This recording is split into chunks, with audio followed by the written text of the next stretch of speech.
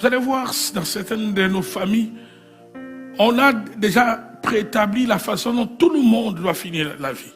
Si on a dit vous allez finir la vie dans la pauvreté, tu peux monter, tu peux devenir propriétaire, tu peux même créer des entreprises. Mais ces lois ont des surveillants, ont des gardiens qui sont là seulement pour tout faire, afin d'imposer dans ta vie ce qui a été écrit dans les ténèbres. Est-ce que je parle à quelqu'un? Mes amis, il faut faire la guerre aux lois des ténèbres. Il faut briser ses limites. Il faut briser ses limites. Ésaïe 54, verset 2. Il faut refuser ses limites. Il faut refuser ses limites. Je disais, il faut refuser ses limites. Il faut refuser ses limites. Je dis Ésaïe 54, le verset 2e. On peut vous imposer des limites dans beaucoup de domaines. On vous impose des limites. Même dans les finances, le monde spirituel est précis. Même dans le moindre détail. Quand tu es contrôlé par le spirituel va déterminer même les petites choses que tu ne peux pas imaginer. Toi, tu peux croire que c'est négligeable. Tu penses que c'est par hasard que tu as le salaire que tu as. Mais peut-être que tu pouvais avoir mieux. Mais on te combat à chaque fois qu'il y a une opportunité. Pour que tu puisses changer de niveau de salaire. Pour que tu puisses changer ton revenu. On peut commencer à te faire la guerre. Afin que tu puisses faire changer de niveau. Pourquoi? Parce que tu es régi dans une loi. Et partout il y a des lois. Il y a aussi, comme dans une nation, il y a des policiers. Il y a des inspecteurs. Il y a tous ceux qui sont là. N'est-ce pas? Pour surveiller que tous ceux qui sont dans ce territoire, sur qui cette loi doit s'appliquer, qui puissent se soumettre à cette loi. De même, dans le monde spirituel, il y a des gardiens, il y a des surveillants, qui sont des esprits forts de vos familles. Dans nos familles, ces surveillants sont là. Que tu es en Australie, ils vont te suivre. Ils seront avec toi. Quand toi tu penses que tu as fui, tu dis que je suis en contact avec personne, tu te trompes. Ton sang est en contact avec tes origines. Alléluia. Ton sang est en contact avec ceux-là qui sont les gardiens, qui sont les surveillants, qui veillent à ce qui a été dit par les esprits, par l'autel de la famille, ces esprits sont là, ils vont vous suivre. Tu arrives en France, la même chose. Si on a dit, vous, dans votre famille, vous ne pouvez pas être propriétaire, dès qu'une opportunité vient, tu deviens propriétaire, on peut te laisser. Tu deviens propriétaire pendant 6 mois, 1 année. Et puis finalement, tu vas perdre le travail. Et tu seras obligé de quitter cet appartement. Tu seras obligé de vendre cette maison. Et vous savez quoi, qu'est-ce qui est terrible dans le monde spirituel? Quand tu brides une loi, ils chercheront comment te récupérer. Comment te ramener à l'ordre. On a dit, aucune femme ne doit se marier. Toi, tu vas te marier. Ils vont détruire ton mariage. Ils ne vont pas se limiter, c'est pas détruire par ton mariage. Mais ils vont maintenant te sanctionner.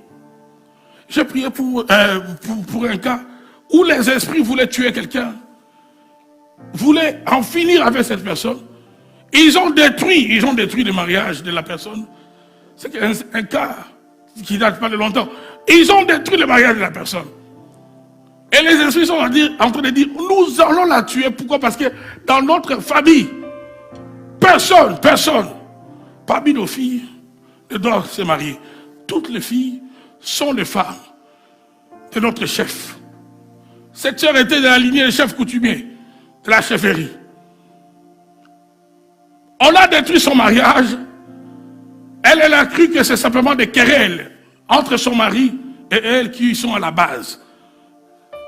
Le divorce, c'est ce que les hommes voient, c'est ce que c'est la cause que le spirituel a causé, a provoqué. Mais dans le domaine spirituel, ce sont des décisions spirituelles qui ont ramené des décisions du monde des ténèbres qui ont obligé cette sœur à sortir de son mariage afin de la ramener à l'ordre, parce que dans cette famille, aucune femme ne doit se marier. Elles peuvent tomber enceintes, mais pas de mariage. Et maintenant, non seulement qu'ils ont détruit les mariages, maintenant on devait la faire payer. On a mis une maladie dans son corps, elle devait mourir. On devait la sanctionner. Parce que quand tu violes la loi, non seulement on te ramène à l'ordre, mais on doit te sanctionner. Est-ce que je parle à quelqu'un? C'est ainsi que vous allez voir certaines personnes meurent, ou encore ils commencent à développer des maladies bizarres, tu perds le travail, ou encore tu gagnes une affaire qui te rapporte beaucoup. Directement, il y a une sanction qui tombe sur toi. Une maladie tombe sur toi, un problème grave arrive au moment où il y a aussi une opportunité, il y a une élévation, il y a une promotion. C'est pourquoi, bien aimé dans le Seigneur, avant certaines promotions, avant certaines opportunités, rassure-toi que tu as brisé toutes ces lois et que tu n'es plus géré par les gardiens des hôtels, par les esprits surveillants de la famille. Est-ce que je parle à quelqu'un? Rassure-toi, rassure-toi. Il y a même certaines opportunités que Dieu peut retarder. Parce que Dieu sait que ces esprits-là, ces esprits qui veillent à ce que tout le monde dans la famille obéisse aux lois des ténèbres, ce sont des esprits qui sont tellement violents. Ce sont des esprits qui frappent. Ce sont des esprits sans pitié. Ce sont des esprits qui sanctionnent directement. On peut voir que cette personne, dès qu'on a mis son nom dans la liste des nominés dans son pays, directement, la personne connaît une attaque cardiaque, un accident. Et ce sont des esprits, quand ils frappent, ces esprits ne se cachent pas. On peut voir comment ils agissent. Mais la pensée de Dieu se trouve dans Isaïe 54. Dieu ne veut pas que tu sois limité. Dieu ne veut pas que ta famille soit limitée. Toutes sortes de limites, bien aimé dans le Seigneur, ça ne vient pas de Dieu. Est-ce que je parle à quelqu'un? Isaïe 54, verset 2, est-ce que nous pouvons le lire? Élargis l'espace de ta tente, qu'on déploie les couvertures de ta demeure. Ne retiens pas, allonge tes cordages et affermis tes pieds. Wow. Ici, c'est Dieu qui s'adresse à Israël. Ce n'est pas à Dieu d'élargir, mais c'est à toi. C'est Dieu qui dit élargis. Il s'adresse à toi. Dieu s'adresse à nous. Élargis l'espace de ta tente. Qu'on déploie les couvertures de ta demeure. Ne retiens pas. Allonge tes cordages. Affermis tes pieds. Dans la version de vie nouvelle, la Bible dit ceci. Agrandis l'espace de ta tente. Agrandis avec moi, agrandis. Agrandis l'espace de ta tente. Qu'on déplie les toiles qui te servent d'habitation. N'en retiens rien. Allonge tes cordages. Renforce tes piquets. En effet, tu déborderas à droite et à gauche. J'aime ça. En effet, tu déborderas. Dis avec moi, je vais déborder. À droite et à gauche. Ma descendance envahira des nations. Peuplera des villes désertes. C'est ça la promesse de Dieu. Mais vous allez voir, le diable vient pour nous limiter. Il vient pour nous limiter. Est-ce que je parle à quelqu'un? Nous allons prier. La première intention de prière, c'est de dire au Seigneur que les lois des ténèbres et ces esprits surveillants qui frappent quand quelqu'un dépasse la ligne rouge, quand quelqu'un a une promotion, quand une personne se marie, quand une personne est sur une affaire qui doit rapporter beaucoup. Comme nos hôtels de la famille ne reconnaissent pas la richesse, ces hôtels nous imposent soit la mort dès que tu es sur une affaire qui doit t'enrichir. Ces gardiens, ces surveillants des ténèbres doivent te frapper, doivent te sanctionner. Ce soir, Seigneur Dieu de gloire, je me libère de ces lois des ténèbres et que tous ces esprits surveillants libèrent ma vie. Tu bats tes mains, tu es en train de livrer la bataille pour toi, pour ta famille, dans le nom de Jésus. Prie le Seigneur, prie le Seigneur. Prie le Seigneur. Prie le Seigneur, prie le Seigneur. Shima rebenda karabaso. Ndebe aba robo soto karabaso. Prie le Seigneur.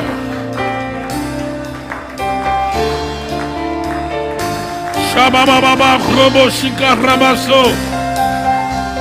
Nebeya ba robo soto karabaso.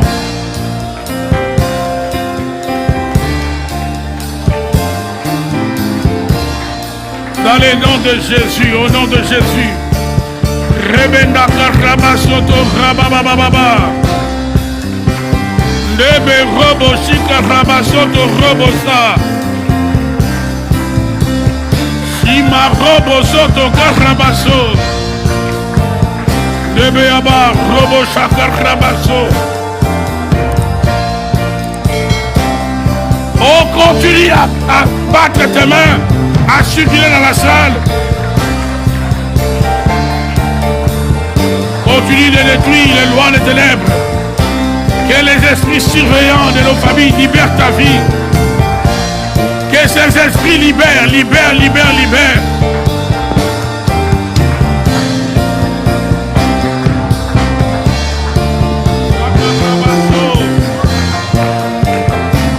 Shima Robosa Rebenda. Que ces esprits surveillants libèrent. Nebe Robo Shime Karabaso. Alléluia. Benda robo shakarabaso. Nebe aba robo soto karabaso. Nebe robo shakarabaso. Nebe rabababa robo shakarabaso. Battez mes prie le Seigneur. Robo shakarabaso.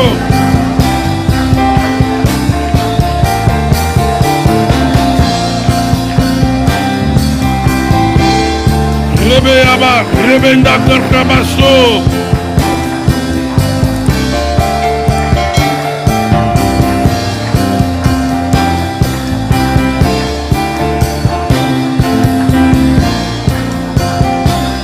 Shakarabaso. Rebe Robo Soto Karabaso. Rebeyaba, Rubu Shakarabaso. Nebeyaba Rebenda Karabaso.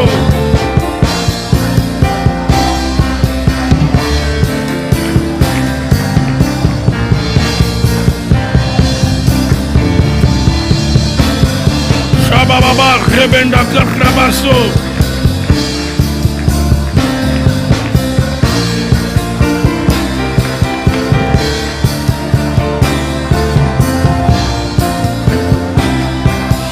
Rabaso, Robosa.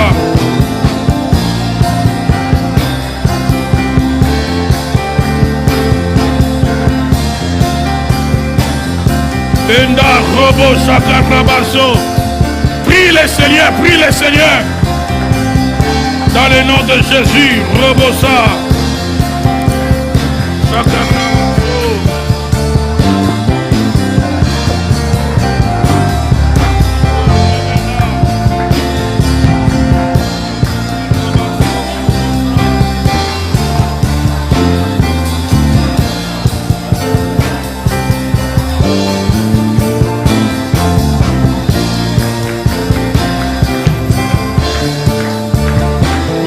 Jésus.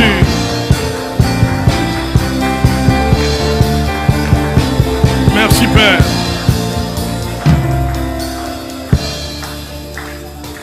Il y a la puissance de Dieu pendant que nous prions que Dieu nous donne la victoire sur tous les esprits surveillants des lois et des autels des ténèbres dans nos familles, dans les noms de Jésus-Christ de Nazareth.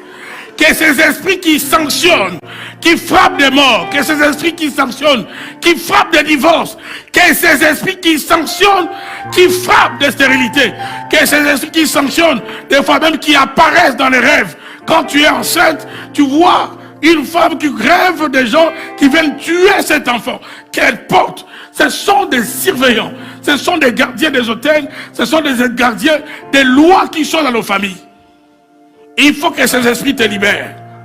Sinon, à chaque fois que tu auras une opportunité, ce sont ces esprits qui viendront pour sanctionner. Il y a une promotion, ils viennent. Tu peux même les voir la nuit. Des fois, tu peux même voir le visage de certaines personnes. Ils sont là comme des surveillants, ils sont au courant de tout. Il y a même certaines personnes de la famille, tu as comme l'impression que vous n'êtes plus en contact. Toi, tu penses qu'ils ne sont pas au courant de ce que tu fais. Dès que tu as sur une bonne affaire, ils sont déjà au courant. Ils ont déjà mis des surveillants des ténèbres. Non seulement pour savoir ce qui se passe dans ta vie, mais pour te sanctionner. Si tu dépasses la ligne rouge, on doit te sanctionner. Luc 19. Que ces esprits, ces surveillants des ténèbres libèrent ma vie. Déclare-les dans le nom de Jésus. Dis-le fort que ces surveillants des ténèbres, des hôtels de la sorcellerie, des hôtels de l'occultisme, des hôtels de la magie, des hôtels de vaudou, de la lignée de mon père ou de ma mère, libère ma vie dans le nom de Jésus, dans le nom de Jésus, dans le nom de Jésus. Que ces esprits surveillants libèrent ma vie, libèrent ma vie. Que ces esprits qui sanctionnent les hommes et les femmes de ma famille selon les lois des hôtels qui régissent ma famille, selon les lois des ténèbres, que ces esprits libèrent ma famille, libèrent mon mariage, libèrent mes finances dans le nom de Jésus. Je refuse de me soumettre aux esprits mauvais, aux esprits surveillants, aux gardiens des ténèbres, dans le nom de Jésus. Sois déterminé pendant que tu pries, mon frère, ma soeur. Ces esprits n'ont pas pitié. Ils n'ont pas pitié. Il y en a plusieurs parmi nous. Vous avez déjà été visité par ces esprits. Il y a un frère qui me disait, pasteur, dès que j'ai un travail qui paye beaucoup, je ne dure pas dans ce travail. Quand j'ai un travail qui paye un salaire minimum, pasteur, je peux rester pendant longtemps. Dès que j'ai l'opportunité d'un travail qui paye beaucoup, je vois un membre de ma famille qui vient m'annoncer. Il dit, il voyait un membre de sa famille qui vient annoncer que toi, demain ton travail est fini. Quand c'est un travail minimum, tu peux faire une année, tu peux faire 2 ans. Toi, tu penses que le diable veut ton bonheur? Tu penses que le diable veut... Si déjà toi, tu es combattu, tu es père, tu es mère, sache que tu ne livres pas seulement le combat ce soir pour toi-même, c'est aussi pour tes enfants. Parce que les esprits que toi, tu n'as pas vécu, ces esprits vont s'attaquer à tes enfants. C'est pourquoi ne laisse pas à tes enfants le combat. Est-ce que je parle à quelqu'un? Durant ce marathon, que Dieu te donne la victoire. Pendant ce temps de prière, qu'il neige, qu'il pleuve, viens en ce lieu, nous sommes en train de chercher Dieu, que Dieu te donne la victoire. Il y a des familles où on ne veut même pas attendre le mariage. Ta fille peut mourir si seulement un garçon lui propose un mariage. Donc le malheur peut arriver à ton garçon si seulement il propose quelqu'un en mariage. Si ton garçon va rendre grosse une fille, oh, on va le laisser faire. Si ta fille tombe enceinte illégalement dans une relation, oh, les esprits, ces esprits-là seront contents. Mais lorsqu'il s'agit qu'on puisse honorer ton sang, il y a des familles où on n'aime pas l'honneur, on ne veut pas l'honneur dans ta maison. Que Dieu te révolte, que Dieu te révolte ce soir. J'étais en train de dire que Dieu te révolte. Vous savez, souvent, la délivrance vient aussi par la révolte. Partout où il y a eu la libération, il faut d'abord la révolte. Tu dois refuser de te soumettre à ces esprits. Est-ce que je parle à quelqu'un? Tu dois refuser. Dis avec moi, je refuse, dans le nom de Jésus, de me soumettre aux lois des ténèbres, de la lignée de mon père, de la lignée de ma mère, les lois des hôtels qui imposent les limites dans le domaine des mariages, dans le domaine financier, professionnel, dans la maternité. Je refuse de me soumettre à ces lois. Ce soir, je viens déchirer, rompre les filets de la malédiction, les filets des lois des ténèbres dans lesquels se trouve ma famille.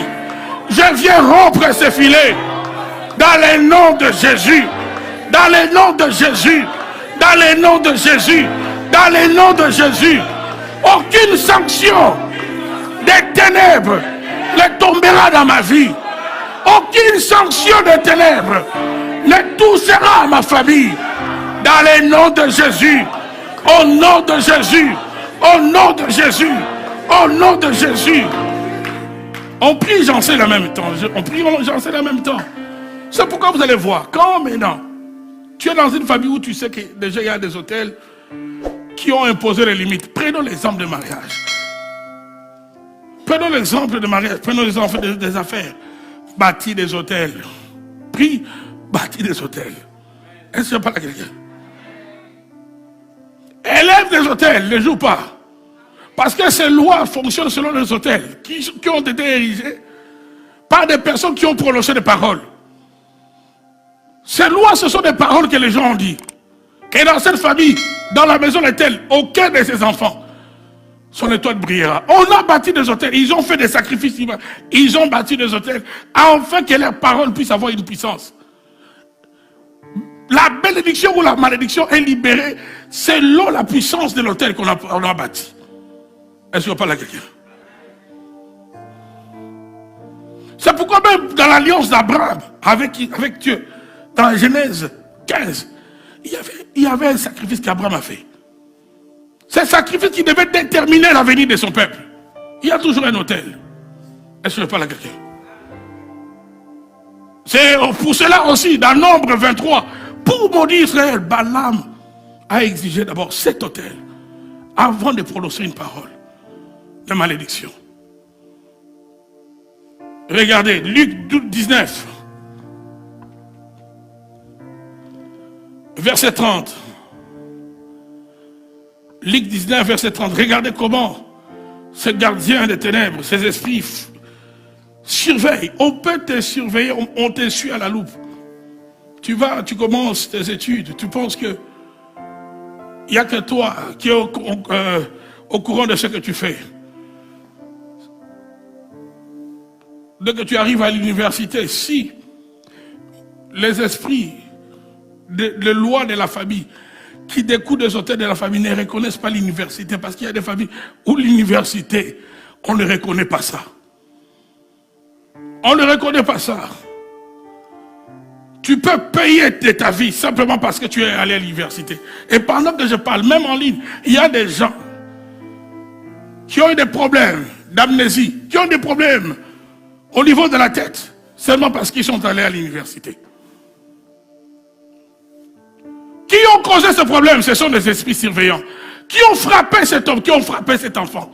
Ce sont des esprits qui sont là comme des surveillants, qui proviennent des hôtels qui sont dans nos familles, qui sont en train d'imposer la sanction. Si ton fils veut monter, c'est pourquoi parents, soyez spirituels. Quand tu es déjà dans une famille où tu sais qu'aucun des enfants de notre famille n'est brillant dans les études, toi Dieu te donne un enfant qui commence à distinguer. Mais protège cet enfant. Protège cet enfant. Toi tu penses que c'est par hasard que dans vos familles, que tous vos enfants, malgré qu'ils naissent dans des pays où les études, il n'y a pas trop de complications pour étudier, il n'y a pas trop de complications pour aller à l'université. Mais pourquoi seulement ta fille aime les études? Pourquoi seulement ton garçon aime les études? Ça peut être au prix de sa vie qu'il va aller plus loin dans les études. Ça peut aussi être au prix des parents. Parce qu'il y a certains parents, quand l'enfant commence à percer, la sanction ne va pas tomber dans la vie de l'enfant. La sanction, c'est un des parents qui vont le payer.